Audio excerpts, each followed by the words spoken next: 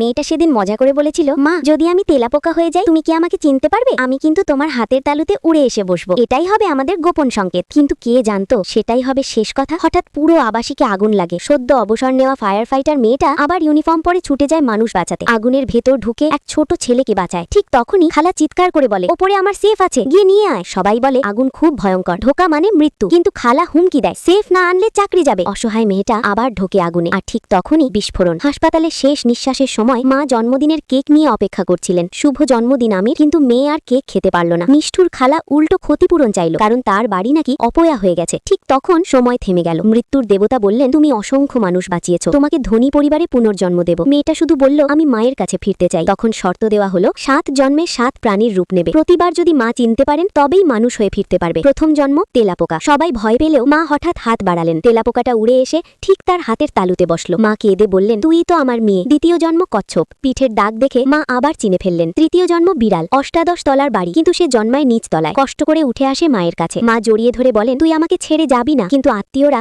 মাকে পাগল বলে, ষড়যন্ত্র করে মাকে মারতে চায়। স্বর্গ থেকে কণ্ঠ ভেসে আসে, গলায় বাঁধা সুতো ছিঁড়লে সাময়িক মানুষ হতে পারবে, কিন্তু সব সুযোগ হারাবে। মেয়েটা বুঝলো, নিজের পুনর্জন্মের স্বপ্ন নাকি মায়ের জীবন। ভালোবাসা কখনো স্বার্থ বোঝে না। 7 জন্মেও মা আর মেয়ের বন্ধন ছিন্ন হয় না, কারণ সত্যিকারের ভালোবাসা মৃত্যুকেও হার মানায়।